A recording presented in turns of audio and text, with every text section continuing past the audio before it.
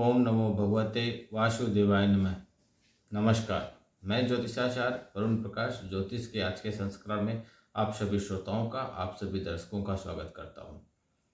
मित्रों, जीवन में किसी भी तरीके की कोई भी बातें हों या हमको लगता है कि हम जो कुछ कर रहे हैं या हम बहुत ज़्यादा मेहनत कर रहे हैं, लेकिन हमको उसके अनुसार परिणाम नहीं मिल रहा है। हमारी जो भी सफलता मिलनी चाहिए उसके हिसाब से हमको सफलता नहीं मिल रहा है। हम बहुत मेहनत कर रहे हैं, प्रयास कर रहे हैं, लेकिन हमारे पास धन का कोई स्रोत अच्छा नहीं बन पा रहा है, धन का आगमन बराबर नहीं पा रहा है। तो निस्संदेह आपकी कुंडली में कुछ ऐसी समस्याएं हैं जिसके बारे में आप अवगत नहीं हैं, जिसके बारे में आपको जानकारी नहीं है और वह उसका उपाय आप नहीं कर रहे हैं, तो वो परेशानी बनती रहेगी। इसलिए आप कुंडली में विश्लेषण कराइए, अपनी समस्या को जानिए, उसका उपाय कीजिए। उपाय कर लेंगे तो वो जो चीज़ें हैं हमेशा के लिए समाप्त हो जाएगी और आप आगे बढ़ते रहेंगे। हमारे कार्यालय के दिए हुए नंबर पर आप संपर्क करिए, उसमें जो भी आपको मार्गदर्शन बताया जा रहा है उस मार्गदर्शन के हिसाब से आप मिलिए और उसके हिसाब से आप कार्रवाई कीजिए। एक मामूली सा फीस हमारे कार्यालय का है, जो हम फीस लेके और आपको कुंडली का विश्लेषण करते हैं और आपकी हर तरह की समस्या का समाधान भी देते हैं।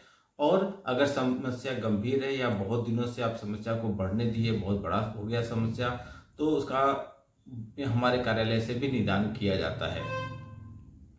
मित्रों, अगर आप हमसे व्यक्तिगत रूप से मिलना चाहते हैं तो हमारे दिए हुए व्हाट्सएप नंबर पर संपर्क कीजिए। आपको जैसा वहाँ मार्गदर्शन दिया जा रहा है उसके हिसाब से आप फीस जमा करके हमसे व्यक्तिगत रूप से मिलकर कुंडली का विश्लेषण कर सकते हैं। महीने में हर जगह हमारा प्रवास होता है, कभी हम दिल्ली, कभी मेरठ, कभी कानपुर, कभी पटना, कभी देहरादून, कभी पुणे, कभी लखनऊ, कभी रांची, इन जगहों पे आना जाना हमारा होता रहता है। समय टू समय हमारे व्हाट्सएप स्टेटस पे और फेसबुक पे, इंस्टाग्राम पे, ट्विटर पे हम इसके बारे में बता दिया करते हैं कि हमारा प्रवास कब और किस जगह होने वाला है। उसके हिसाब से आप हमसे वहाँ पे मिल सकते हैं, कुंडली का विश्लेषण करा सकते हैं और अपने बारे में समस्या का समाधान भी पा सकते हैं, उपाय छोटी छोटी पा सकते हैं जिसको आप करके तत्काल रूप से लाभ कर सकते हैं। उपाय जो होता है मित्रों, उपाय एक तरह की एक ऐसी टैबलेट होती है। जैसे मान लीजिए आपके शरीर में बदन दर्द हो रहा है, आप गए एक कॉम्बीफ्लॉम लेके आए और खा लिए, तो उपाय भी एक कॉम्बीफ्लॉम की तरह होता है, तत्काल रूप से आपको लाभ दे देता है और आप उन समस्याओं से बच के निकल सकते हैं, समस्याएं आपकी समाप्त हो जाती हैं। इसलिए उपाय लेने और उपाय करने में आप बिल्कुल संकोच मत किया कीजिए। जो भी बताया जाए उसको तुरंत तत्काल रूप से इसका लाभ उठाया कीजिए। आज मैं बात करूंगा 2024 के अप्रैल महीने का। अप्रैल महीना, अभी ये मार्च चल रहा है, अगला महीना अप्रैल का है। अप्रैल में 12 राशियों का कैसा रहेगा? 12 राशियों में आज मैं पहली राशि मेष राशि के बारे में चर्चा करूंगा कि मेष राशि अप्रैल का महीना मेष राशि के जातकों के लिए शुभ और अशुभ दोनों प्रकार का परिणाम लेकर आएगा। आपकी आमदनी अच्छी होगी, लेकिन खर्चे भी साथ साथ आपके बढ़ेंगे, इसलिए आपको आर्थिक तौर पे थोड़ी चिंताएं परेशान करेंगी। स्वास्थ्य आपका इसमें गिरावट देखने को मिलेगा, जो आपके लिए परेशानी का कारण बन सकता है। आपकी मानसिक क्षमता बढ़ेगी, बड़े बड़े निर्णय भरी प्रकार से ले पाएंगे आप। व्यापार में सफलता मिलेगी, नौकरी में मेहनत का लाभ मिलेगा, किसी से कहा सुनी हो सकता है। प्रेम संबंधों के लिए समय महत्वपूर्ण है, जबकि वैवाहिक जीवन में प्रेम भरे पलों की प्राप्ति होगी और जीवन साथी के साथ निकटता का एहसास होगा आपको। विदेश जाने में आप कामयाब हो सकते हैं। खर्च अधिक होगा, जो पहले से ही विदेश पे हैं उन्हें वहां पर अच्छी खासी सफलता प्राप्त हो सकती है। पारिवारिक जीवन सुकून से भरा रहेगा, हालांकि किसी से कहा सुनी भी आपकी हो सकती है। यह था सारांश में अप्रैल का महीना मेष राशि वालों के लिए कैसा रहेगा। अब स्पेशल एक एक सब्जेक्ट पे मैं बताता हूँ कि कैसा रहेगा आपके कार्य क्षेत्र के हिसाब से, आर्थिक हिसाब से, स्वास्थ्य के हिसाब से, प्रेम और वैवाहिक जीवन के हिसाब से, आपका परिवार के हिसाब से। इन चीज़ों के बारे में आपको डिटेल्स पूर्वक बताऊंगा। तो सबसे पहले मैं आपको यह बताऊं कि यह जो राशिफल मैं आपको बताऊंगा यह आपके नाम राशि और आपके चंद्र राशि पे आधारित है। अगर यह आपके कुंडली के हिसाब से 100% मैच नहीं कर रहा है तो आप एक बार अपनी कुंडली का विश्लेषण करा लीजिए, क्योंकि आपकी कुंडली में कौन सा ग्रह किस स्थान पे हैं और उनकी दृष्टि किन स्थानों पे कैसी पड़ रही है, उनका गोचर कब कहाँ किस महीने कैसा हो रहा है, इसका अध्ययन करके आपको विस्तार पूर्वक बताया जा सकता है। मित्रों, कुंडली एक ऐसी चीज होती है जिसपे ईश्वर जब हमारा जन्म होता उसी समय हमको दे देते हैं कुंडली के रूप में, और उस कुंडली में हमारे जन्म से लेकर हमारी मृत्यु तक की हर एक बातें डिटेल से लिखी होती हैं। मृत्यु हमारा भी कौन से साल किस महीने किस समय कौन से तारीख को होगा, सब कुछ डिटेल में लिखा रहता है। मृत्यु के समय तक हमारे पास कितना धन होगा, हमारी पारिवारिक स्थिति कैसी होगी, बच्चे हमारे कैसे होंगे, हम कितना संपत्ति बना पाएंगे, किस तरीके से हमारे वाद विवाद होंगे, मन मुकदमा जो भी चल रहे हैं उसमें हम कैसे निपटेंगे या ऐसी चीजें न आए, सब कुछ उसमें विस्तार पूर्वक लिखा है। लेकिन सब कुछ को एक घंटे में बताया नहीं जा सकता। हर समय आप कुंडली का विश्लेषण कराते रहिए, 6 महीना में, साल भर में, जिससे आप उतने समय की पूरी गणना जान लीजिए, उसमें क्या करना है, फिर आप आगे अगली बार का कर लीजिए। क्योंकि कई सालों का 100 साल की उम्र है आपकी, 100 साल की उम्रों में 100 दिन की गणना एक एक चीजों की एक पल में नहीं बताया जा सकता। तो लगातार आप संपर्क बना रहिए। जिस तरीके से एक पारिवारिक आप फैमिली डॉक्टर रखते हैं, इसीलिए एक पारिवारिक ज्योतिषी भी रखिए जो समय समय पे आपकी कुंडली का विश्लेषण कर सके, आपका मार्गदर्शन कर सके। कोई भी कुछ ग्रहों का स्थिति आपके खिलाफ बन रहा है उसके बारे में आपको अवगत कर सके, आपके लिए उपाय भी कर सके और आपको उपाय भी बता सके। इसलिए पारिवारिक डॉक्टर की तरह एक पारिवारिक ज्योतिषी भी रखिए जो आपको शुभ मुहूर्त, अच्छे समय, सब कुछ के बारे में विस्तार पूर्वक बताए और आप उन चीज़ों से समझ जाएं, परेशानियों के आने से पहले सतर्क रहें और उसका उपाय भी करके अच्छा सुख प्राप्त करें। तो मेष राशि वालों, कार्य क्षेत्र के हिसाब से करियर के दृष्टिकोण से यह महीना अनुकूल रहने की संभावना है। 10वें भाव के स्वामी शनि महाराज एकादश भाव में विराजमान रहकर आपको अपने कार्य क्षेत्र में मजबूत स्थिति प्रदान करेंगे। अप्रैल के महीने में मेष राशि आप मन लगाकर मेहनत करेंगे और मेहनत करने से पीछे आप बिल्कुल नहीं हटेंगे। इसका आपको यह लाभ होगा कि नौकरी में आपकी स्थिति बहुत अच्छी होगी। आप जिस काम को भी करेंगे पूरी मेहनत और ईमानदारी से उसको अंजाम तक पहुंचाएंगे। छठे भाव के स्वामी बुध महाराज आपके प्रथम भाव में महीने की शुरुआत में रहेंगे और वहां से वक्री होकर 9 तारीख यानी कि 9 अप्रैल महीने की बात कर रहा हूं मैं, 9 तारीख को मीन राशि के द्वादश भाव में चले जाएंगे, जिससे आपके कुछ विरोधी आपको परेशान हल्का फुल्का कर सकते हैं, लेकिन आप अपनी मेहनत से अपनी जगह बनाने में सफल हो जाएंगे। आपको अपने कार्यक्षेत्र में अपने वरिष्ठ अधिकारियों के साथ अच्छा व्यवहार करना चाहिए, क्योंकि उनसे कहा सुनी होने की थोड़ी बहुत संभावना अप्रैल के महीने में आपके साथ बन रही है। और यदि ऐसा हो जाता है तो उसका नकारात्मक प्रभाव आपके काम पर को भी प्रभावित करेगा और कार्यक्षेत्र में आपको समस्याओं का सामना करना पड़ सकता है। व्यापार करने वाले जो भी जातक हैं, आपको विदेश से संपर्क जो भी है उसका लाभ उठाइए। विदेश के संपर्कों से आपको लाभ मिलेगा, जिससे आपके व्यापार में उन्नति होगी और नए नए अवसर आपके सामने आएंगे, जिन्हें अपनाकर आप अपने व्यापार को एक सही दिशा में उन्नति प्रदान कर सकेंगे। यदि व्यापार में विस्तार करने की इच्छा हो तो देवगुरु बृहस्पति की कृपा मिल रही है। इसके फलस्वरूप आप अपने व्यापार को विस्तार करने में कामयाब हो सकते हैं देवगुरु बृहस्पति के आशीर्वाद से। अगर मैं आर्थिक दृष्टिकोण से बात करूं तो कैसा रहेगा मेष राशि वालों का अप्रैल का महीना। यदि आपकी आर्थिक स्थिति को देखा जाए तो यह महीना आर्थिक तौर पर मिश्रित परिणाम देने वाला साबित होगा। एक तरफ तो एकादश भाव में बैठकर मंगल और शनि आपके लिए आमदनी के प्रबल द्वार खोलेंगे और एक से ज्यादा माध्यमों से आपके पास धन आने के योग बनेंगे, जो आपकी आर्थिक स्थिति को मजबूत बनाएंगे। देवगुरु बृहस्पति और बुद्ध महाराज की कृपा से भी आर्थिक स्थिति प्रबल होगी और धन प्रचुर मात्रा में आएगा। लेकिन दूसरी तरफ सूर्य, राहु, शुक्र द्वादश भाव में बैठकर अप्रत्याशित खर्चे भी कराएंगे, जिससे आपके खर्चे दिन प्रतिदिन बढ़ते जाएंगे। यह स्थिति महीने के उत्तरार्ध में और ज्यादा बिगड़ सकती है, जब मंगल भी द्वादश भाव में चले जाएंगे और खर्च बढ़ने लगेगा आपका, जिससे आपके स्वास्थ्य पर भी आपको अच्छा खासा पैसा खर्च करना पड़ सकता है। हालांकि महीने के उत्तरार्ध में आपको पूर्व में किए गए शेयर या कुछ भी ऐसा निवेश किए हैं उसको आपको बहुत अच्छा लाभ मिल जाएगा।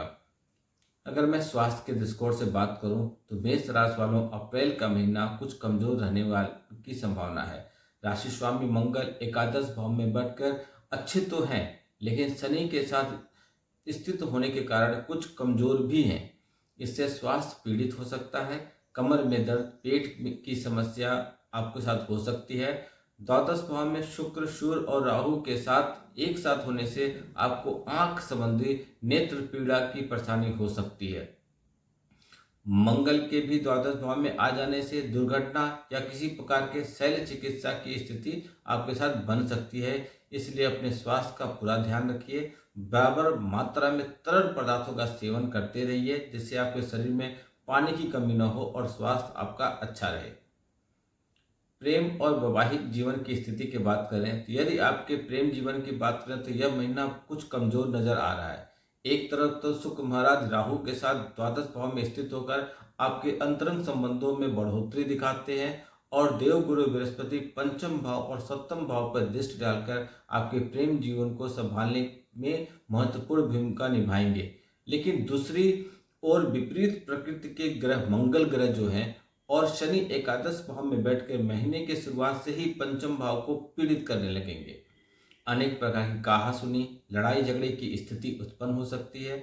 हालांकि 23 अप्रैल को जब मीन राशि में मंगल गोचर करके आपके द्वादश भाव में चले जाएंगे तो इन स्थितियों में कुछ कमी आएगी और आप अपने प्रेम को एक सही दिशा देने में कामयाब होंगे। आप चाहें तो अपने विवाह की बात भी कर सकते हैं। अविवाहित जातकों की बात अगर मैं आगे करूं तो उनका विवाह हो सकता है, जबकि पहले से ही विवाहित जातक को उनकी बात करूं तो उनके लिए महीने की शुरुआत बहुत अच्छा रहेगा और बुध और बृहस्पति देव आपके सप्तम भाव पर अपनी पूरी दृष्टि डालने से आपके वैवाहिक जीवन की वो पूरी रक्षा करेंगे। लेकिन 23 तारीख को मंगल के आपके सप्तम भाव पर दृष्टि डालने से, सूर्य के 13 तारीख से प्रथम भाव से सप्तम भाव पर दृष्टि डालने से आप और आपके जीवन साथी के व्यवहार में कुछ बदलाव आ सकता है, जो आपके लिए झगड़े की कारण भी बन सकता है, वजह बन सकता है। समय रहते इस स्थिति को संभालने से आपको अपने वैवाहिक जीवन में बहुत आराम से व्यतीत हो जाएगा। कि क्यों बताया जा रहा है कि इन समयों में आपको कैसी सावधानी बरतनी है, वो उनको ध्यान दीजिए। परिवार की स्थिति बात करूं तो यह महीना पारिवारिक तौर पे वैसे तो शांत दिखाई दे रहा है, लेकिन मंगल महाराज महीने के पूर्वार्ध में एकादश भाव से द्वितीय भाव पर पूरी दृष्टि डालेंगे, जिससे कुटुंब के मामले में कुछ कड़वी बातें और कहासुनी हो सकती है। हालांकि द्वितीय भाव में स्वामी शुक्र महाराज महीने की शुरुआत में द्वादश भाव में राहु और सूर्य के साथ पीड़ित अवस्था में रहेंगे, लेकिन 24 अप्रैल को आपके प्रथम भाव में गोचर करेंगे, जिससे परिवार के लोगों का सहयोग आपको प्राप्त होने लगेगा और परिवार में थोड़ी समस्या जो है वो खत्म होगी, समरता लौटेंगी। मंगल भी 23 तारीख को द्वादश भाव में चले जाएंगे, जिससे आपके परिवार में चल आ रही समस्याओं कम होंगी। इसके अतिरिक्त भाई बहनों का सहयोग आपको महीने भर प्राप्त होगा। आर्थिक, शारीरिक और मानसिक हर तरीके से वह आपकी मदद करेंगे और एक अच्छे भाई बहन होने का फर्ज भी निभाएंगे। माता पिता खुश रहेंगे, जबकि पिता को महीने की शुरुआत में कुछ शारीरिक समस्याओं का सामना करना पड़ सकता है, इसलिए उन्हें तवज्जो दीजिए और जरूरत पड़ने पर चिकित्सीय संपर्क हमेशा करते रहिए, उनको चिकित्सा के पास हमेशा ले जाते रहिए। अब देखिए, मैं आपको छोटा छोटा उपाय बताऊंगा, 4 उपाय बताऊंगा। 4 उपाय बहुत छोटे हैं, बस आपकी इच्छा शक्ति होना चाहिए उनको करने की। पहला उपाय, आपको शनिवार के दिन गरीब को भोजन कराना चाहिए। दूसरा उपाय, प्रतिदिन भगवान सूर्य को तांबे के पात्र से जल अर्पित कीजिए। तीसरा उपाय, आपके लिए प्रतिदिन बजरंग बाण का पाठ करना बहुत ही शुभ फलदायक लग रहेगा। और चौथा और अंतिम उपाय, अपने जेब में हमेशा एक पीले रंग का रुमाल रखिए। यह उपाय जो है आपको तत्काल रूप से आपकी समस्याओं को समाप्त करेंगे, आपको लाभ देंगे। उपाय जो भी बताया जाए मित्रों को अवश्य किया कीजिए, उसका लाभ उठाइए। सिर्फ सुन के आप अनसुना मत कर दीजिए, समस्याओं को गंभीर मत होने दीजिए। अगर समस्याएं विकराल रूप ले लेंगी, समस्या गंभीर हो जाएंगी, तो उसको ठीक करने में भी समय लगेगा। जो एक दिन के उपाय करने से ठीक हो सकता है उसमें 10-15 दिन का भी समय लगे और खर्चे भी आपके बढ़ सकते हैं उपाय को समाधान कराने में। इसलिए किसी भी तरीके का कोई भी समस्या चल रहा है, अभी बोर्ड एग्जामिनेशन आने वाले हैं विद्यार्थियों को, विद्यार्थी लोग हमारे कार्यालय से सिद्ध किए हुए कलम मंगा लें और उस कलम से परीक्षा दें। मैं वचन देता हूं कि उस कलम से परीक्षा देंगे तो अगर आपका पास होने का प्रतिशत 10% है तो कलम आपको निस्संदेह 15 से 20% तक का लाभ दिला देगा। वो सिद्ध किए हुए कलम है, स्पेशल तौर पे विद्यार्थियों के लिए ही बनाए गए हैं। वह कलम अपने आप अपने पास रखेंगे तो आप जो भी पढ़ेंगे उसकी स्मरण शक्ति आपकी बढ़ेगी, याददाश्त आपका बढ़ेगा। एक दो बार पढ़ने पर ही आपको वो चीज़ें आपकी जो भी किताबें रहेंगी या जो भी अध्ययन करेंगे वो आपको कंठस्थ हो जाएगा और आप उसका लाभ उठा सकते हैं। जीवन में सबसे बड़ी समस्या है पैसा। अगर पैसा आपके पास निरंतर आता रहे तो जीवन की आप समझिए कि 95% की समस्या स्वतः सॉल्व कर सकते हैं।